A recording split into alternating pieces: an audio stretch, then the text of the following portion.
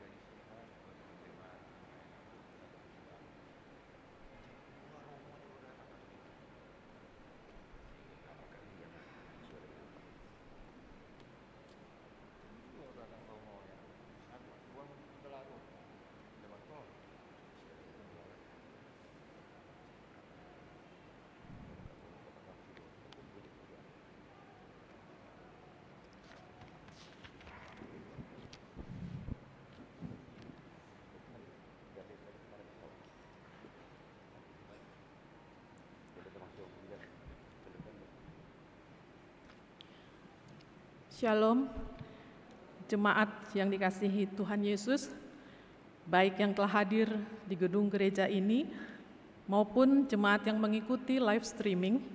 Saat ini kita akan memulai ibadah malam Pasion yang ketiga, peringatan sengsara Tuhan Yesus Kristus. Marilah kita mempersiapkan hati dan pikiran kita bernyanyi dari Kidung Jemaat nomor 368 ayat 1 dan 3, pada kaki salibmu.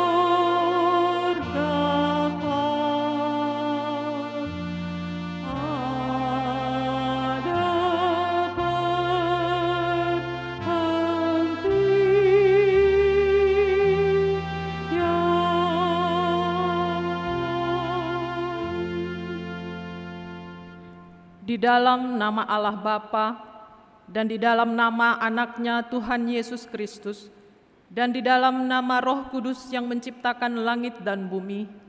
Amin.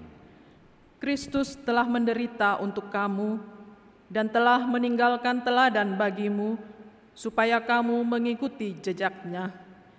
Ia tidak berbuat dosa, dan tipu tidak ada dalam mulutnya. Ketika ia dicaci maki, ia tidak membalas dengan mencaci maki. Ketika ia menderita, ia tidak mengancam, tetapi ia menyerahkannya kepada Dia yang menghakimi dengan adil. Haleluya. Haleluya.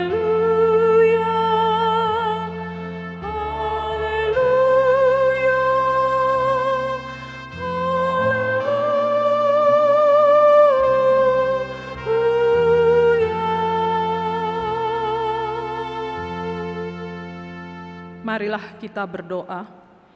Ya Allah Bapa yang ada di sorga, Allah yang Maha Pengasih, kami sampaikan puji dan syukur dan terima kasih kepadamu karena Engkau menyerahkan anak-Mu yang tunggal itu ke dalam kuasa dosa dan maut, supaya kami jangan binasa, tetapi beroleh hidup yang kekal. Tuhan Yesus Kristus telah menjadi kebenaran dan kekudusan, karena itu kasihanilah kami. Ampunilah kami karena korban yang kudus yang telah diserahkannya untuk keampunan dosa kami. Dengarlah doa kami, karena Tuhan Yesus Kristus Tuhan kami. Amin.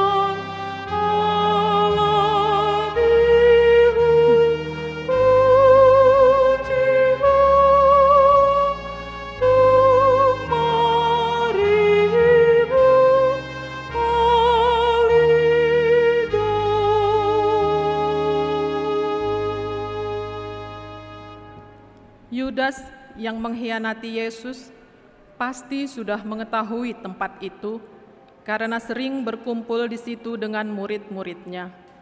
Maka datanglah Yudas ke tempat itu dengan prajurit dan penjaga-penjaga bait Allah yang disuruh oleh imam-imam kepala dan orang-orang Farisi, lengkap dengan lentera, suluh, dan senjata. Maka Yesus yang mengetahui semua yang akan menimpa dirinya, maju ke depan dan berkata kepada mereka, "Siapakah yang kamu cari?" Jawab mereka, "Yesus dari Nazaret." Katanya kepada mereka, "Akulah dia." Yudas yang mengkhianati dia berdiri juga di situ bersama-sama mereka. Ketika ia berkata kepada mereka, "Akulah dia," mundurlah mereka dan jatuh ke tanah. Maka ia bertanya pula, "Siapakah yang kamu cari?" Kata mereka, "Yesus dari Nazaret." Jawab Yesus, "Telah kukatakan kepadamu, akulah dia. Jika aku yang kamu cari, biarkanlah mereka ini pergi."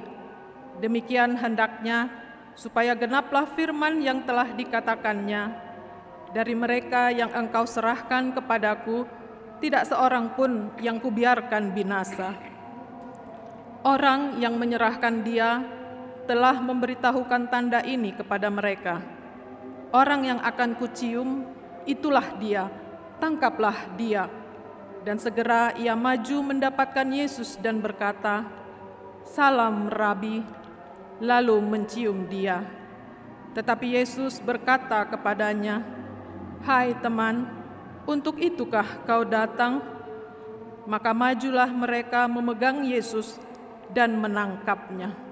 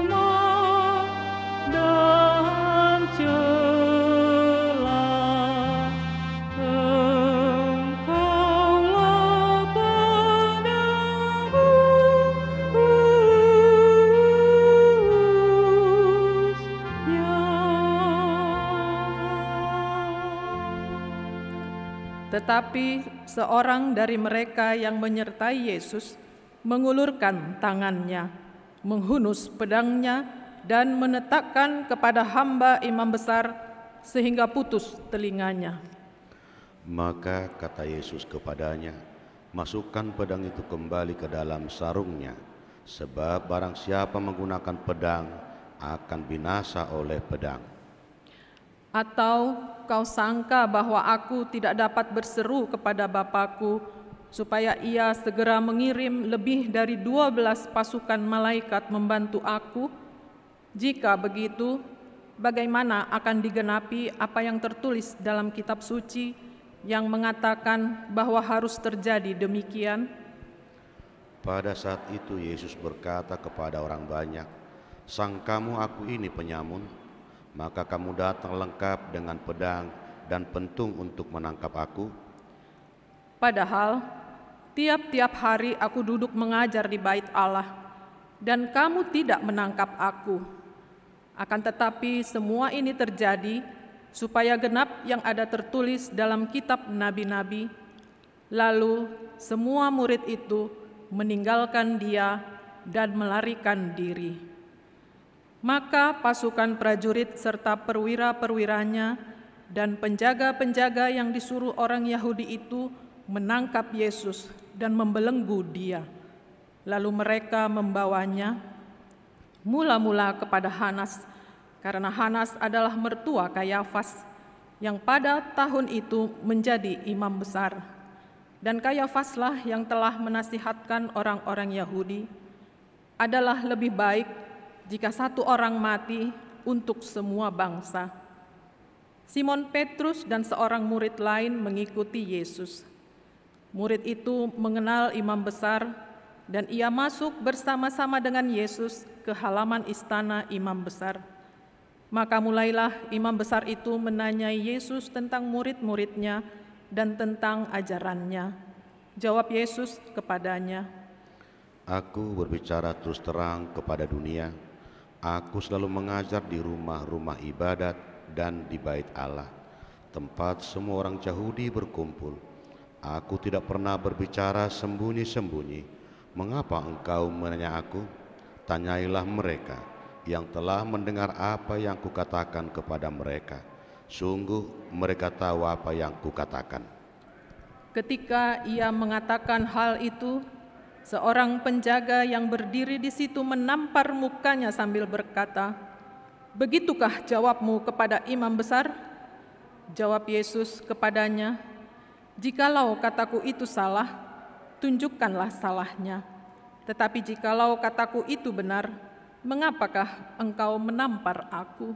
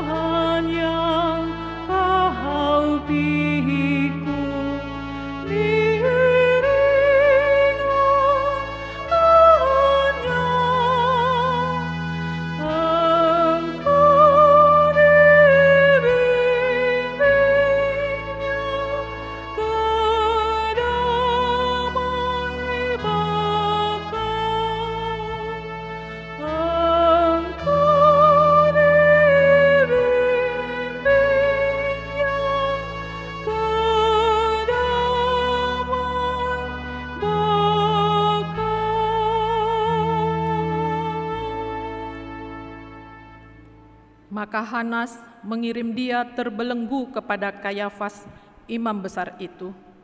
Di situ telah berkumpul ahli-ahli Taurat dan tua-tua.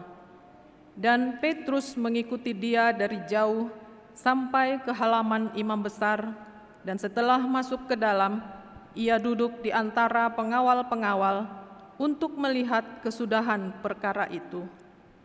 Imam-imam kepala dan seluruh mahkamah agama mencari kesaksian palsu terhadap Yesus supaya ia dapat dihukum mati, tetapi mereka tidak memperolehnya, walaupun tampil banyak saksi dusta.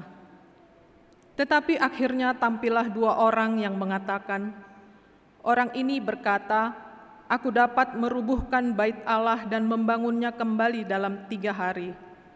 Lalu imam besar itu berdiri dan berkata kepadanya, Tidakkah engkau memberi jawab atas tuduhan-tuduhan saksi-saksi ini terhadap engkau? Tetapi Yesus tetap diam. Lalu kata imam besar itu kepadanya, demi Allah yang hidup, katakanlah kepada kami, apakah engkau Mesias, anak Allah atau tidak? Jawab Yesus, Engkau telah mengatakannya, akan tetapi mulai sekarang kamu akan melihat Anak Manusia duduk di sebelah kanan Yang Maha Kuasa dan datang di atas awan-awan di langit. Maka imam besar itu mengoyakkan pakaiannya dan berkata, ia menghujat Allah, untuk apa kita perlu saksi lagi? Sekarang telah kamu dengar hujatnya. Bagaimana pendapat kamu? Mereka menjawab dan berkata, ia harus dihukum mati. Lalu mereka meludahi mukanya dan menghujatnya. Orang-orang lain memukul dia dan berkata, cobalah katakan kepada kami, hai Mesias, siapakah yang memukul engkau?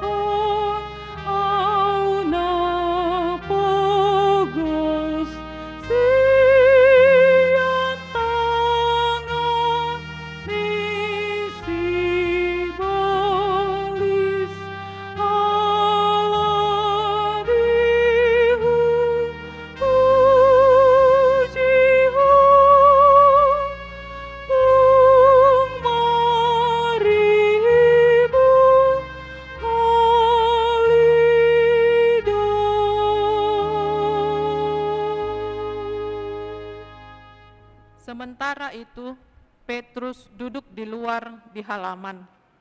Maka datanglah seorang hamba perempuan kepadanya, katanya, engkau juga selalu bersama-sama dengan Yesus orang Galilea itu. Tetapi ia menyangkalnya di depan semua orang, katanya, aku tidak tahu apa yang engkau maksud. Ketika ia pergi ke pintu gerbang, seorang hamba lain melihat dia dan berkata kepada orang-orang yang ada di situ, orang ini bersama-sama dengan Yesus orang Nazaret itu. Dan ia menyangkalnya pula dengan bersumpah, aku tidak kenal orang itu. Tidak lama kemudian, orang-orang yang ada di situ datang kepada Petrus dan berkata, pasti engkau juga salah seorang dari mereka, itu nyata dari bahasamu. Maka mulailah Petrus mengutuk dan bersumpah, aku tidak kenal orang itu. Dan pada saat itu berkokoklah ayam. Maka teringatlah Petrus akan apa yang dikatakan Yesus kepadanya. Sebelum ayam berkokok, engkau telah menyangkal aku 3 kali. Lalu ia pergi keluar dan menangis dengan sedihnya. Pada waktu Yudas yang menyerahkan dia melihat bahwa Yesus telah dijatuhi hukuman mati, menyesallah ia. Lalu mengembalikan uang yang 30 perak itu kepada imam-imam kepala dan tua-tua dan berkata, "Aku telah berdosa karena menyerahkan darah orang yang tidak bersalah." Tetapi jawab mereka, "Apa urusan kami dengan itu? Itu urusanmu sendiri."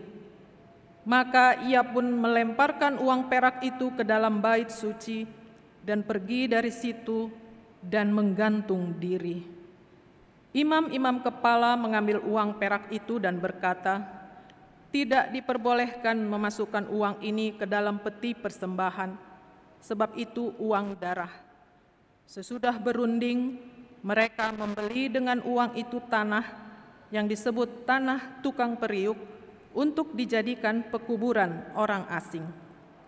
Itulah sebabnya tanah itu sampai hari ini disebut tanah darah.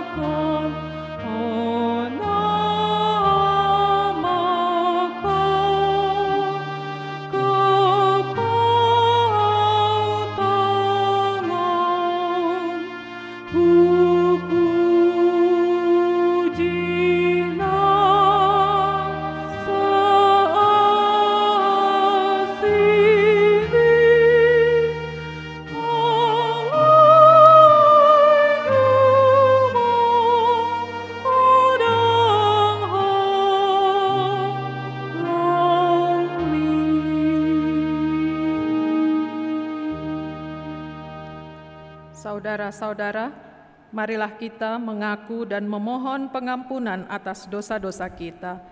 Namun sebelumnya marilah kita berdoa bersaat teduh di dalam hati kita masing-masing.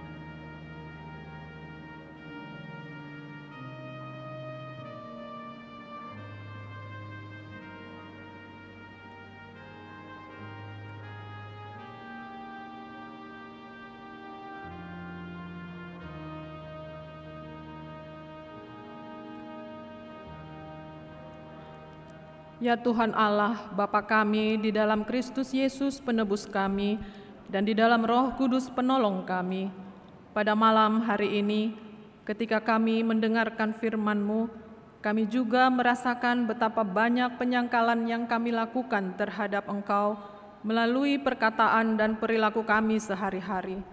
Kami sering ketakutan terhadap banyak hal yang kami rasakan sebagai ancaman dalam kehidupan ini, sehingga kami sering menyangkal dan mengkhianati-Mu. Kasihani kami ya Tuhan, dan ampunilah dosa-dosa kami. Kami ingin mengasihi Engkau, akan tetapi kami sering lebih kasih, lebih takut dan lebih percaya kepada hal-hal lain, sehingga kami sering mengkhianati Engkau.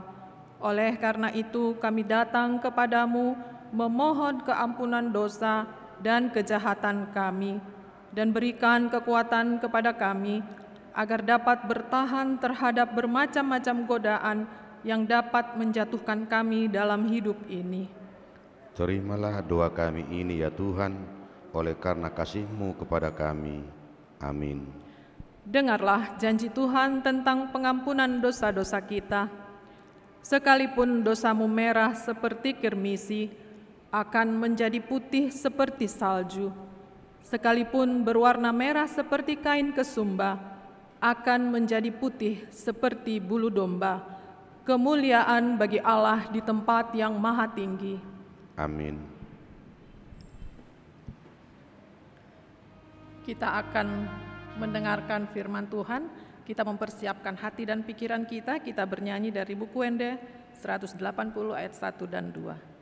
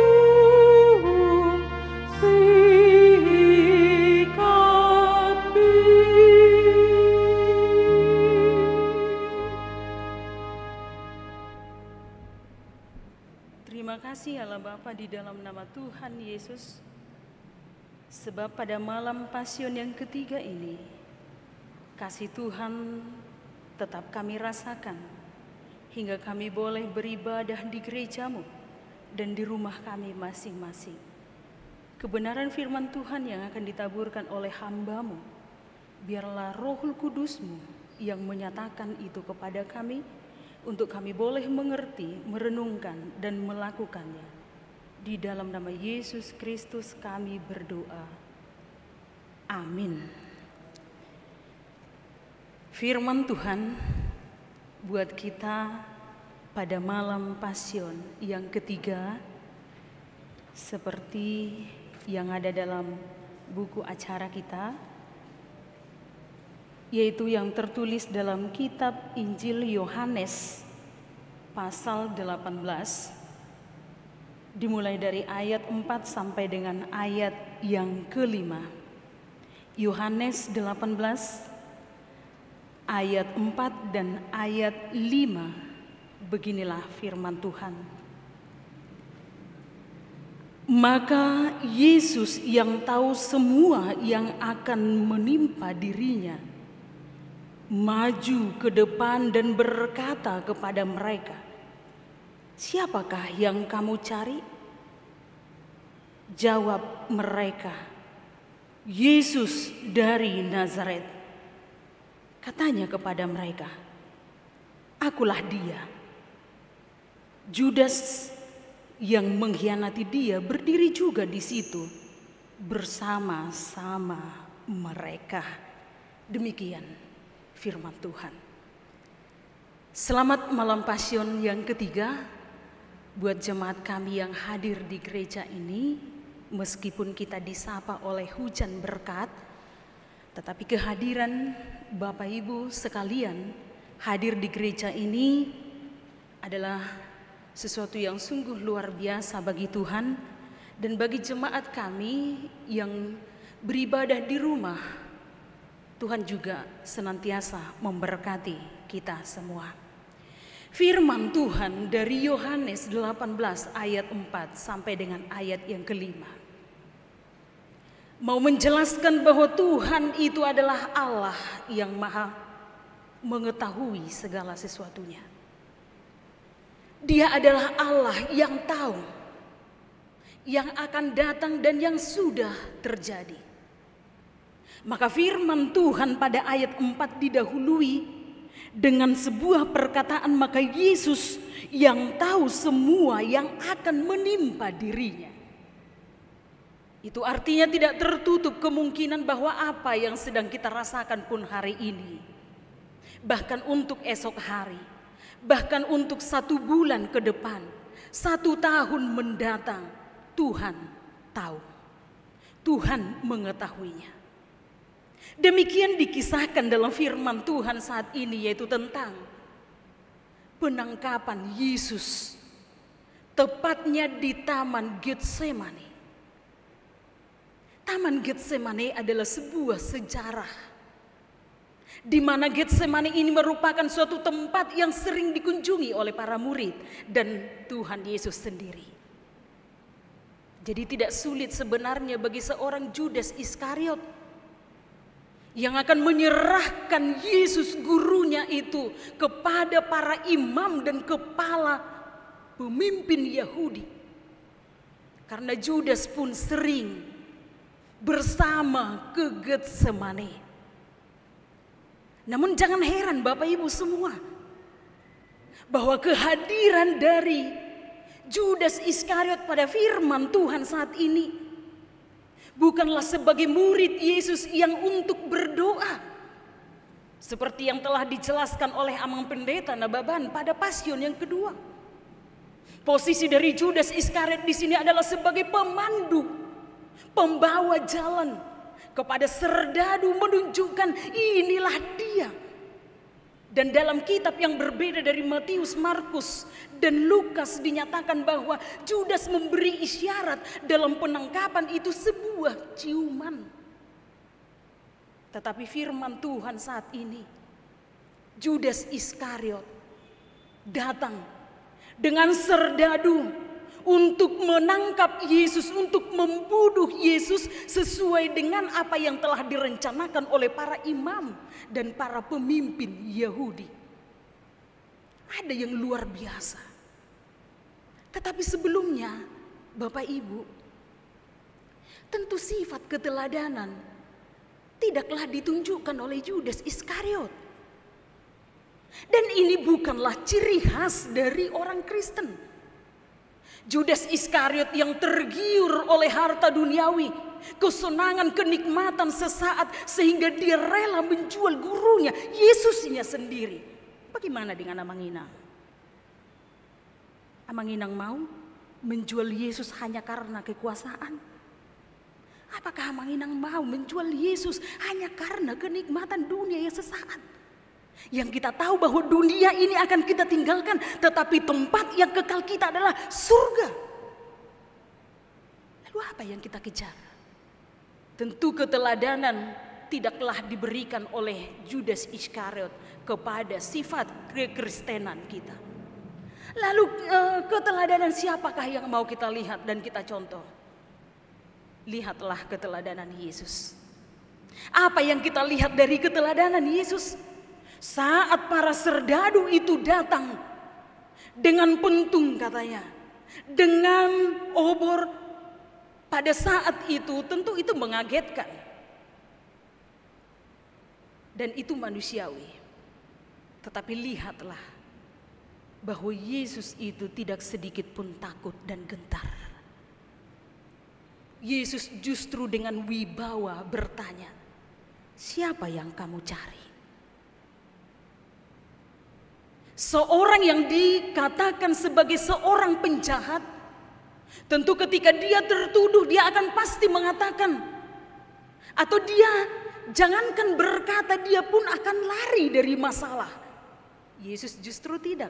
Justru Yesus bertanya, siapakah yang kamu cari? Lalu mereka berkata, Yesus dari Nazaret. Tetapi Yesus justru berkata, akulah dia. Itulah kewibawaan Yesus yang akan kita teladani. Bahwa saat punya masalah, ancaman apapun itu, hadapilah bersama Yesus. Jangan mau lari dan sembunyi. Jangan mau membela dirimu sendiri. Karena yang membela kita adalah Yesus Kristus. Sifat keteladanan itu jelas. Benar, berani karena benar, salah karena takut. Saat seseorang ketakutan tentu karena dia salah.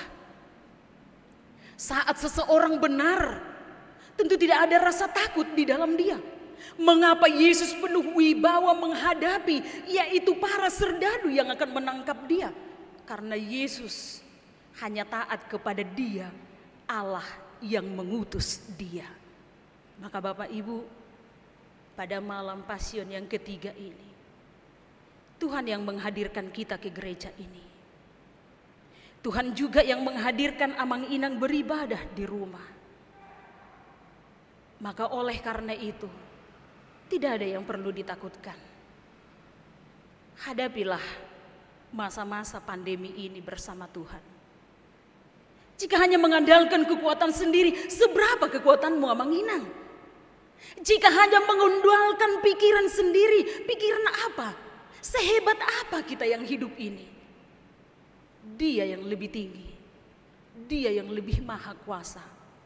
Berarti tumpuan kehidupan kita hanyalah di dalam Dia.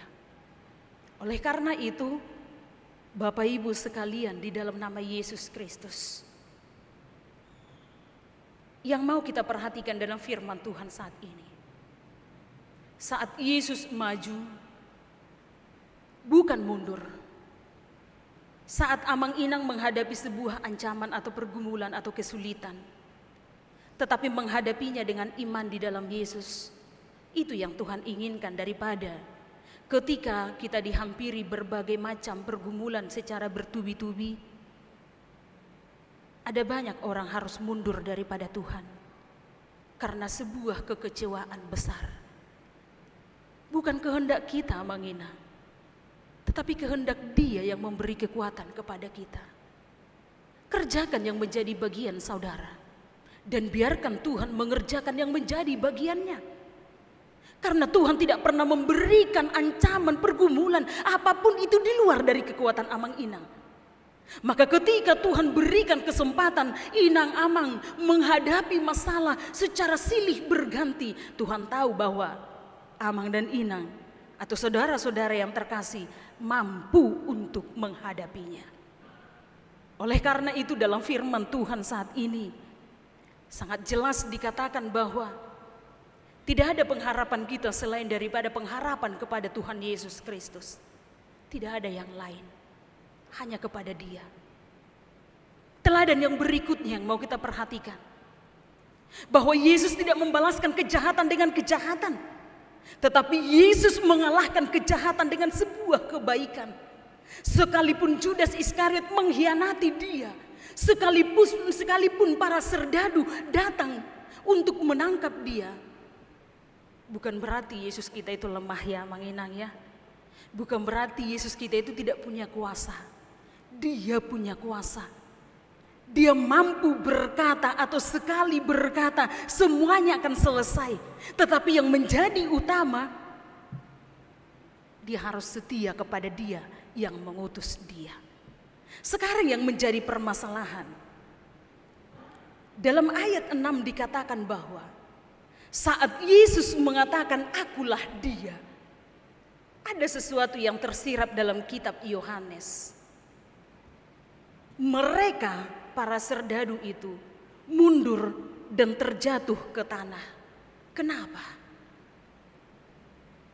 Pasti kita semua tentu bertanya, kenapa? Kuasa Tuhan pasti ada di dalam itu. Tetapi yang paling utama adalah bagaimana seorang yang mereka hadapi, yang disebut sebagai penjahat, yang harusnya lari dari hadapan mereka, justru menantang mereka dengan mengatakan, akulah dia. Tidak seperti kita ya Manginang ya. Kalau kita punya masalah, sering kita lari dari masalah. Sering kita harus mengurung diri. Seolah-olah ketika kita mengurung diri di rumah, masalah kita akan selesai. Ternyata tidak. Lalu ketika kita juga punya masalah, hanya terus menangis saja tanpa berdoa, itu juga tidak jawaban. Maka yang dibutuhkan adalah hubungan yang intim, hubungan yang erat kepada Tuhan. Mintalah di dalam doa, bersekutulah dekat dengan Dia. Ada 4 pembacaan kita pada saat ini. Inilah pembacaan yang pertama, yaitu firman Tuhan yang kita bahas, yaitu penangkapan Yesus oleh Judas Iskariot dengan para serdadu. Dan yang kedua adalah semangat dari Simon Petrus untuk membela gurunya itu dengan menghunduskan, yaitu telinga dari seorang pemimpin serdadu saat itu. Tetapi Yesus mengatakan jangan. Artinya supaya pedang dari Simon Petrus itu dimasukkan atau disarungkan kembali. Apa yang mau dikatakan di situ Bapak Ibu sekalian, bahwa bukan kita yang membela Tuhan. Itu yang mau kita permasalahkan. Bukan kita yang membela Tuhan. Harus kita ingat, bukan kita yang membela Tuhan, tetapi Tuhan yang membela kita. Maka saat ada beberapa ancaman yang sedang kita rasakan, yaitu ancaman teroris, bukan kita yang membela kita, tetapi Tuhanlah yang membela kita. Maka siapapun yang ketakutan oleh karena teroris saat ini, datanglah memohon doa kepada Tuhan supaya hatimu nyaman dan damai. Baru saudara boleh berdoa dengan sungguh-sungguh hanya ke dalam tangan pengasihan Tuhan. Dan dalam pembacaan yang ketiga adalah kejahatan Yesus di mata para imam dan pemimpin Yahudi. Itulah yang dikatakan bahwa Yesus pernah berkata bahwa Yesus bisa merubuhkan dan membangun kembali bait suci dalam 3 hari. Tentu secara logika, kalaupun diputar-putar secara logika, tidak mungkin sebuah bangunan, kita bayangkan aja Manginang, ini bangunan gereja kita HKBP Kernolong dirubuhkan dan dibangun dalam 3 hari. Tentu untuk mengartikan kalimat yang diberikan oleh Yesus tidaklah memakai logika. Tentu itu bertujuan kepada kebangkitan Tuhan Yesus pada hari yang ketiga. Kemenangan, bahwa gereja yang sebenarnya itu bukanlah gedungnya, tetapi adalah kita yang dibangkitkan, kita yang dibangun kembali di dalam 3 hari. Dan yang kedua adalah tentang saat mereka para imam-imam itu bertanya, apakah engkau Mesias itu? Engkaukah itu Mesias itu?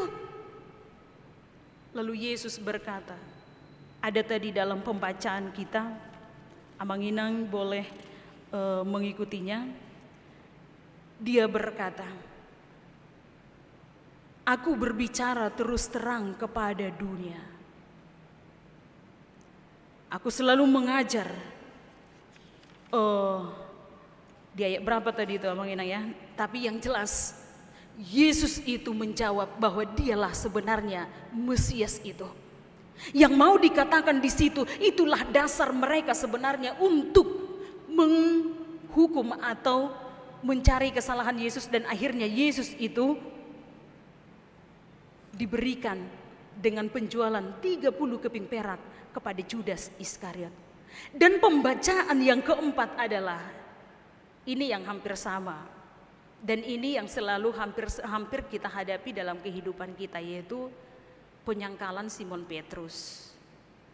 Saat kita melihat dan membaca bahwa Simon Petrus acap kali pada pasion yang ketiga kita diperhadapkan dengan Simon Petrus yang menyangkal sebanyak 3 kali, tentu ada rasa kecewa dalam hati kita. Kenapa ya si Petrus begitu ya? Tapi jangan salah Mangina. 1 tangan untuk menunjuk orang lain, 4 kepada kita. Ketika kita menunjuk Simon Petrus adalah seorang yang menyangkal Yesus, kita bahkan berkali-kali menyangkal Yesus. Berarti kalau begitu, yang mau dijelaskan oleh firman Tuhan saat ini, pada malam pasion yang ketiga, setialah kepada Dia yang setia kepada Amang Inang. Dan yang kedua, berharaplah kepada Dia. Jangan berharap kepada dunia yang belum tentu memberikan keselamatan, sebab hanya keselamatan di dalam Yesuslah yang dapat kita peroleh. Kalau kita mau bersandar kepada manusia, manusia pun tidak menjanjikan keselamatan. Hanya Yesus yang menjanjikan keselamatan yang kekal bagi kita. Karena manusia itu bagaikan arung. Dia tidak akan pernah kekal. Tetapi yang kekal itu adalah Yesus Kristus, Sang Juru Selamat kita. Kita boleh membuka dalam buku ND nomor 200 ayat 1. Kita boleh menyanyikannya. Buku ND nomor 200. Di situ dikatakan, mungkin slide bisa ditampilkan ya. Di surgodo ale-aleta na burju roha situtu, dang piga di banua gijang, di banua tonga donganna toktong burju, atong tabain majisusi toktong ale-aleta. Lagu ini mengisyaratkan bahwa saat Yesus Kristus setia kepada Allah yang mengutus Dia, maka Amang Inang tetaplah setia dan menjadikan Yesus menjadi sahabat sejati kita. Apapun pergumulan, ancaman yang sedang kita hadapi, hanya Dia yang setia membantu, menolong, menguatkan, dan menghibur kita. Kita nyanyikan.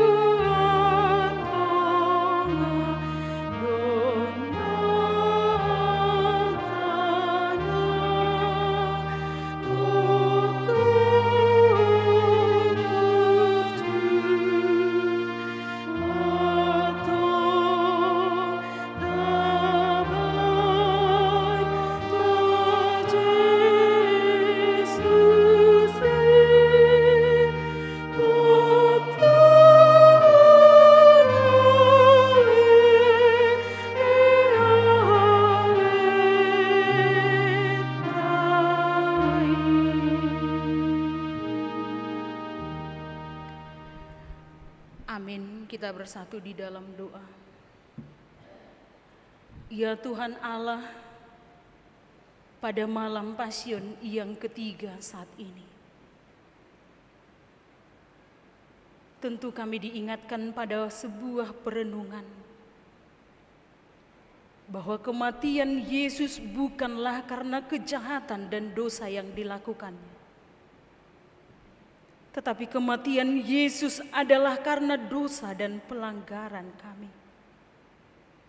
Kami yang layak menerima hukuman, kami yang layak menerima penyaliban, tetapi oleh karena kasih yang besar, kami beroleh keselamatan yang daripada Tuhan Yesus.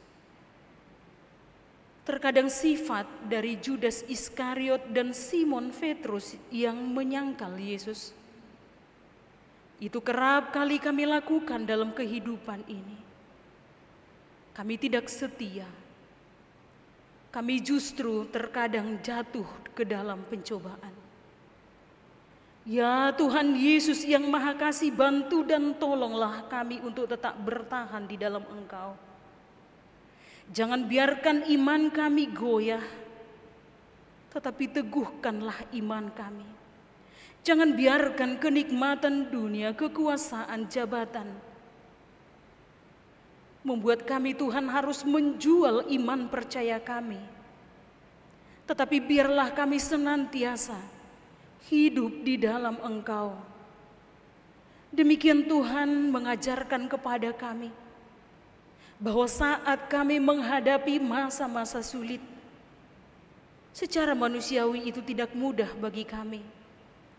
Tetapi dari sudut iman percaya kami di dalam nama Yesus, kami percaya bahwa Tuhan tidak akan pernah memberikan cobaan, ancaman di luar dari apa yang kami rasakan. Tentu pada saat ini Tuhan mau mengajarkan kami pada masa-masa pandemi COVID-19. Apapun masalah yang sedang kami hadapi, apakah itu ekonomi kami yang sedang menurun saat ini, apakah karena dampak pandemi sehingga kami harus mengalami pemutusan hubungan kerja, atau juga mereka sahabat kami, saudara kami, keluarga kami yang saat ini terpapar di rumah sakit karena penyakit COVID-19 dan penyakit lainnya. Bagaimana cara mereka, bagaimana cara kami Tuhan dalam menghadapi semuanya itu? Tentu bukan dengan pikiran dan kekuatan. Tentu haruslah dengan iman yang teguh. Dan teladan itulah yang Tuhan nyatakan kepada kami malam hari ini. Saat Yesus yang penuh wibawa berkata kepada mereka yang mau menangkap Dia, "Akulah Dia." Yesus berkata supaya tidak ada rasa takut kepada orang-orang Kristen di zaman saat ini, bahwa setiap masalah haruslah kami jalani, harus kami lewati, tentunya bersama Tuhan Yesus. Jangan biarkan rasa takut kami menghalangi kami Tuhan untuk tidak melihat cahaya sinar kasih-Mu. Jangan biarkan Tuhan kecemasan kami akan dunia ini menghalangi kami untuk melihat kemuliaan Tuhan di surga. Jauhlah sekiranya penghalang daripada kami yang menghalangi perjalanan kami menuju salib-Mu, menuju terang-Mu, menuju surga-Mu. Tetapi yang paling utama pada malam Pasion yang ketiga ini, tentu kami harus menepuk dada kami dengan mengatakan, Tuhan, kami adalah manusia berdosa. Kami mohon ampun. Selamatkan kami. Bantu kami Tuhan.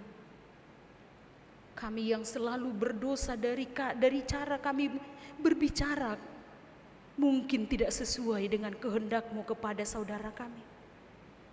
Baik dari cara kami berjalan atau berbuat mungkin belum sesuai dengan kehendak-Mu. Maka saat ini kami datang dengan kerendahan hati. terimalah pengampunan dosa kami Tuhan.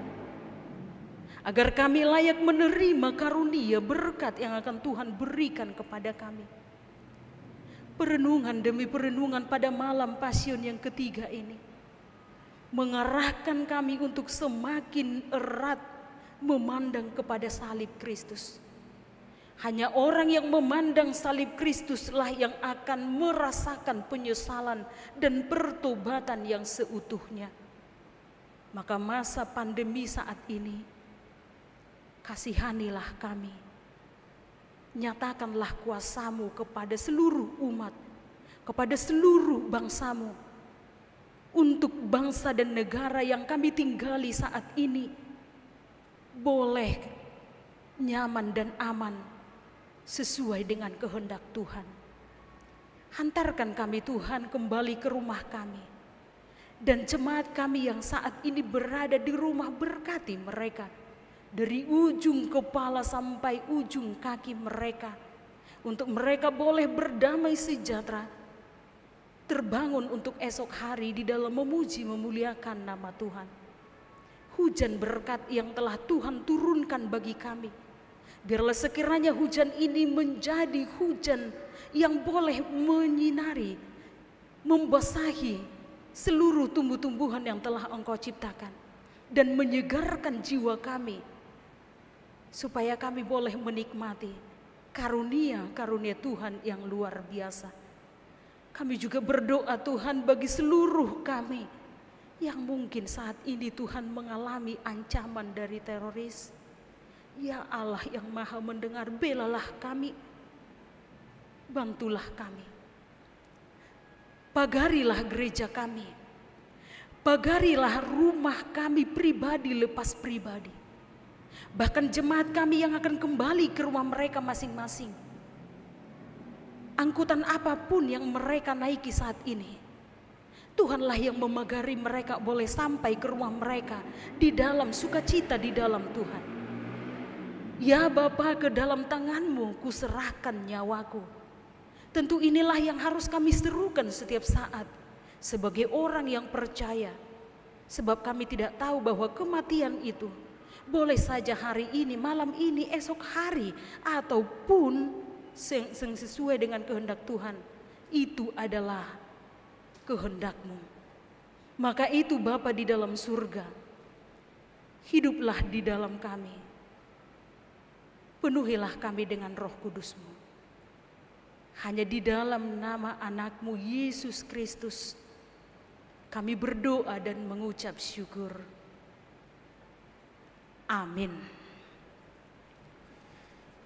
Kita kembali bernyanyi dari buku ND nomor 82 ayat 1 sampai dengan ayat yang ketiga. Pada ayat yang ketiga itu bukan jemaat berdiri tetapi adalah musik. Sekalian mengumpulkan persembahan 1A 1B. Kita bernyanyi.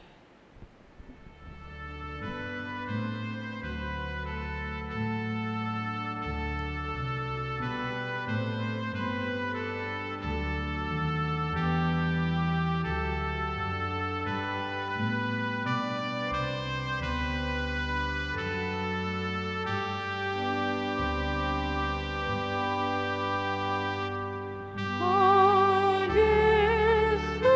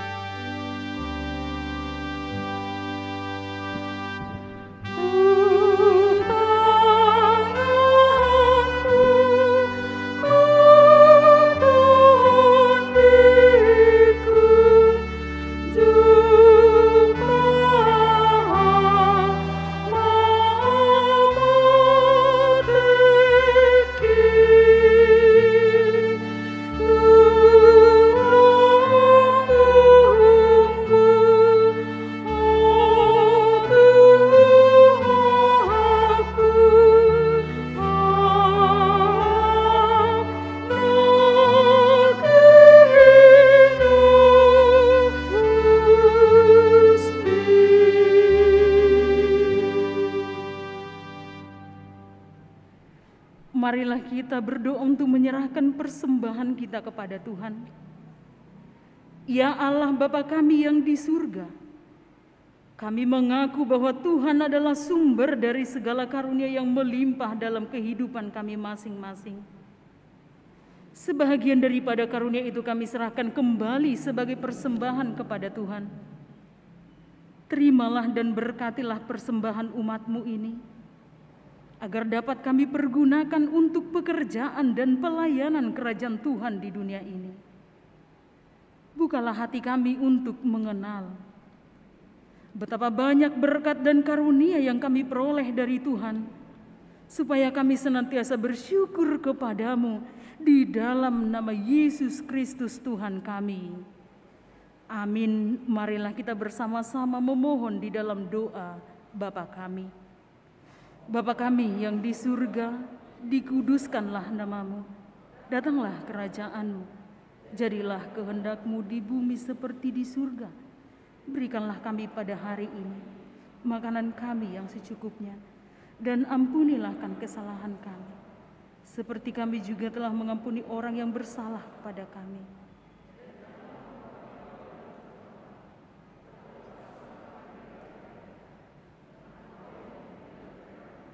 Dan kuasa dan kemuliaan sampai selama-lamanya. Amin. Pulanglah dengan sejahtera dan terimalah berkat Tuhan. Tuhan memberkati kita dan melindungi kita. Tuhan menyinari kita dengan wajah-Nya dan memberi kita kasih karunia. Tuhan menghadapkan wajah-Nya kepada kita dan memberi kita damai sejahtera. Amin.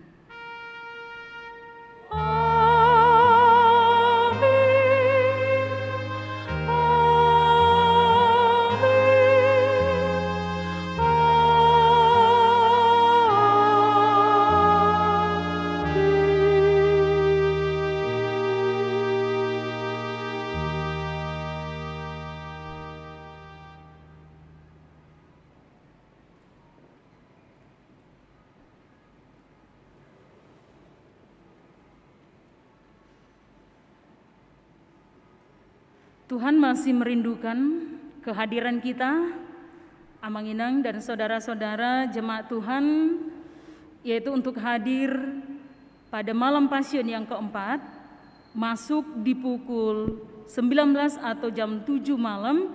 Kiranya Tuhan memberikan kita tetap kesehatan dan sukacita. Horas. Ala dong do dipatupa kopi do senek asa turuang serbaguna mahita. Songonima unang adong namulak sebelum minum kopi asa sude marlas niroha.